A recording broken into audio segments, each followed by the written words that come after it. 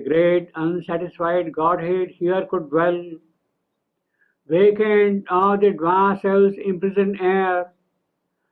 Her mood could harbor his sublimer breath spiritual, that can make all things divine.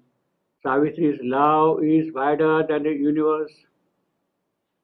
No wonder the great unsatisfied Godhead could dwell comfortably and happily in her love.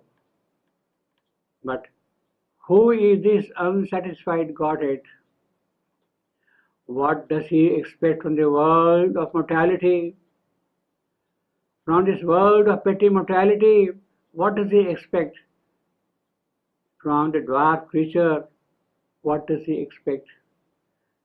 And why should he at all expect anything from this little world of mortality, this suffering world of mortality?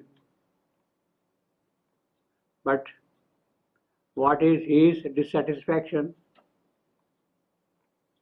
If he expects the world to satisfy him, what does he expect from the world?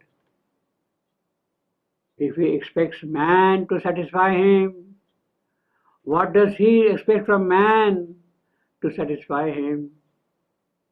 If he expects nature to satisfy him, what does he expect from nature to satisfy him? If he expects God to satisfy him, what does he expect from God that he be satisfied?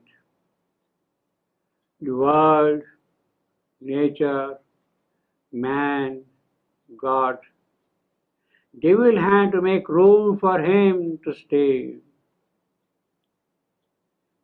In any case, for him to be satisfied, they will have to become as white as would be his demand.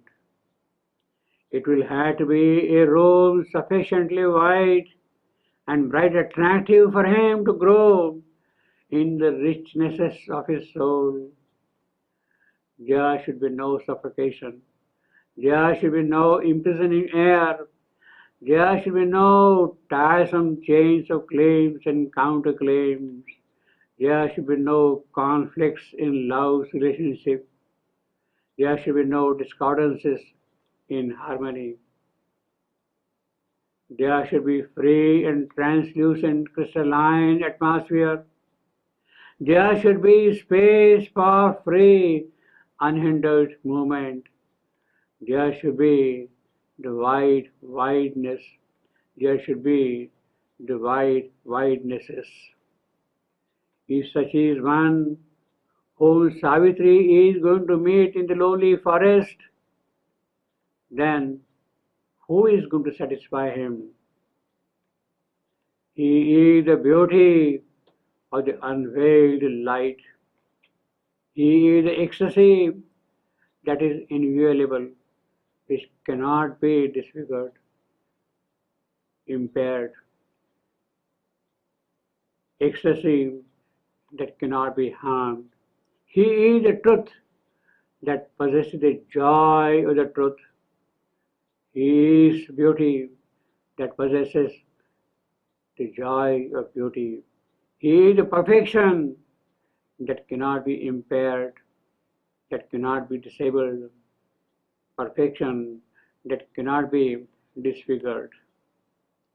It is because of him that earth nature and man's nature can rise to the celestial levels. It is because of him those celestial verities can enter into earth nature and man's nature. That is how man will grow. But should man fail to grow because of his clumsiness? Or should man refuse to grow because of his obstinacy and ignorant stupidity? A greater being than him will step in and replace him. This is what love will accomplish. Either man grows to his greatness or a greater being steps in. The deep magic waters of love flowing from the heart of this God of love shall change everything. Indeed, he has sent Satyavan and Savitri to bring God down on earth, that his magic waters of love shall flow in the hearts of the beings here. Thus will the earth being be lifted to immortality, even as that immortality shall come down and live in him, in man. This is the resplendent satisfaction this dissatisfied God is looking for. This is the satisfaction he will have here in Savitri. She who will be able to provide him the room wide enough for his stay, for his residence, for his habitation, for his movement.